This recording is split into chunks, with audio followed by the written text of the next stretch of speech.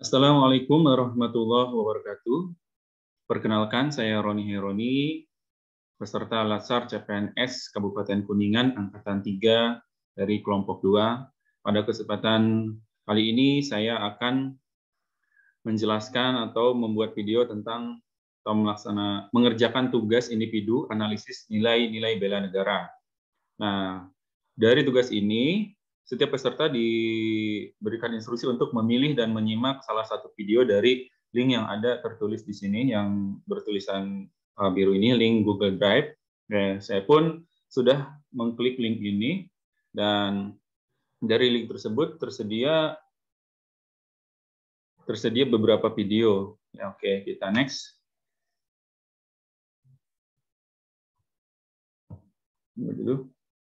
Nah, ini. Nah, jadi dari link tersebut ada video yang saya pilih, ya, yaitu yang saya lingkari merah ini. Oke, kemudian pertanyaannya adalah, kenapa saya memilih video tersebut? Ya, tentunya karena video tersebut isinya itu sangat relevan dengan tugas pokok dan fungsi saya sebagai seorang guru yang berstatus sebagai CPNS seperti itu. Kemudian apa yang saya dapatkan dari video tersebut? Ya, video tersebut berisi memaparkan tentang berbagai masalah pendidikan yang ada di Indonesia. Tentunya yang saya dapatkan yaitu kekerasan pendidikan, itu ada masalah di dunia pendidikan kita, itu ada masalah tentang kekerasan pendidikan. Kemudian masalah ujian nasional atau UN, kemudian ada masalah kurikulum 2013, selanjutnya ada masalah korupsi pendidikan, dan ada masalah keragaman pendidikan, ada juga masalah yang disorot yaitu adanya daya nalar anak Indonesia itu berada di bawah, bahkan lebih rendah dari anak di Palestina. Yang mana kita tahu bahwa Palestina itu adalah suatu negara yang berkonflik, sedangkan Indonesia adalah negara yang tidak berkonflik dengan negara manapun. Tapi ternyata ada suatu masalah yang disoroti, daya nalar anak Indonesia itu lebih rendah gitu, bahkan di bawah negara yang sedang berkonflik. Dan ini menurut hasil penilaian dari TIMSS, itu Friends in Mathematics and Science Studies seperti itu. Nah, kemudian ada lagi masalah kemampuan siswa dalam membaca dan menganalisis. Bacaan itu juga berada di posisi bawah, serta adanya tragedi nol buku pada siswa. Tragedi nol buku ini maksudnya adalah di mana siswa hanya memiliki buku, yaitu buku yang dimiliki oleh siswa itu hanya buku yang berasal dari pelajaran sekolah saja. Jadi di luar itu mereka tidak punya. Jadi itulah salah satu pertemuan yang saya dapatkan di video tersebut, dan ini menurut penilaian PISA, yaitu Program for International Student. Dan yang terakhir adalah rendahnya kualitas guru atau perlunya peningkatan kualitas guru. Oke. Dari berbagai masalah yang dikemukakan di video tersebut, lalu hal apa yang akan saya lakukan dengan kondisi tersebut? Nah, baik, di sini tentunya saya sebagai seorang guru yang berstatus ASN gitu ya, terkhususnya di sana saya akan meningkatkan kualitas diri saya sebagai seorang guru. Kenapa harus meningkatkan kualitas diri sebagai seorang guru? Karena salah satu upaya untuk meningkatkan atau ibaratnya memajukan atau ibaratnya mengentaskan masalah pendidikan yang tadi ada dipaparkan di video tersebut, itu adalah salah satunya dengan meningkatkan kualitas guru gitu. Nah, tentunya yang kita tahu guru itu memiliki 4 kompetensi. Yang pertama itu kompetensi pedagogik. Nah, di sini saya akan meningkatkan kompetensi pedagogik saya ya, tentang keilmuan yang saya geluti selama ini. Saya sebagai seorang guru dalam bidang bimbingan dan konseling, saya akan meningkatkan kemampuan pedagogis saya dalam bidang bimbingan konseling. Ya.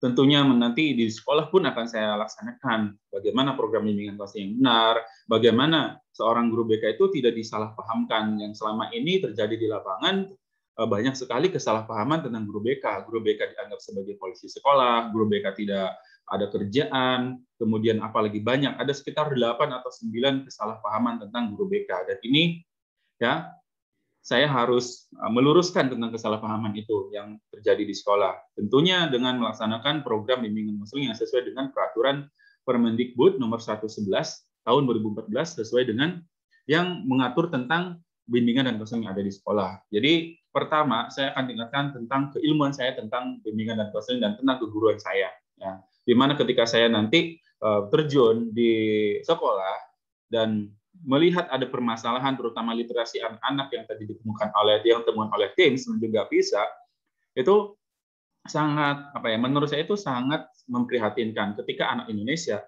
itu rendahnya minat baca itu sangat rendah sekali ya. Insya Allah ketika saya masuk ke kelas dalam memberikan layanan bimbingan konseling, artinya di sana ada layanan klasikal, itu akan diadakan gerakan literasi untuk anak-anak minimal 10 menit sebelum pembelajaran dimulai atau 5 menit paling sedikitnya mereka harus membaca buku di luar mata pelajaran. Ya. Dan tentunya harus ada juga ibaratnya apresiasi buat anak yang menunjukkan usaha yang lebih daripada yang lain. Apakah kita berikan hadiah berupa hadiah kecil, mungkin berupa pensil atau misalnya alat tulis seperti itu, sehingga anak semakin meningkat lagi untuk membaca, ibaratnya minatnya semakin tinggi seperti itu.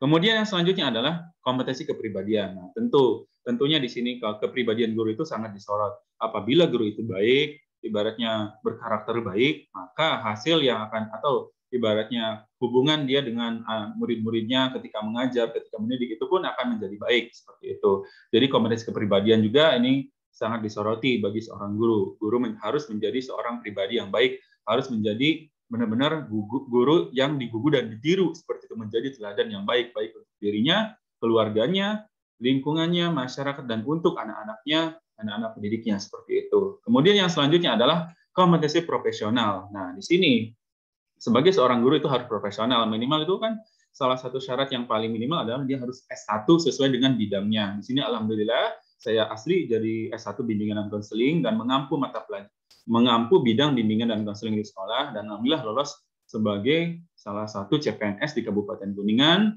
dan sebagai seorang guru BK di SMP Negeri 2 Selajambe seperti itu. Dan setelah itu pun saya tidak akan merasa puas sampai di situ, tapi saya akan terus meningkatkan kualitas profesional saya. Ya, dengan cara apa? Dengan cara mengikuti program pendidikan, program profesi guru PPG, baik itu dalam jabatan ataupun mandiri. Kemudian saya juga akan mencoba mengikuti beasiswa S2 dan S3 bagi guru seperti itu yang ditawarkan oleh Kemendikbud dan juga LPDP, seperti itu lembaga pengelola dana pendidikan dari Kementerian Keuangan. Itu banyak sekali kesempatan atau potensi yang bisa kita manfaatkan untuk meningkatkan profesional kita sebagai guru.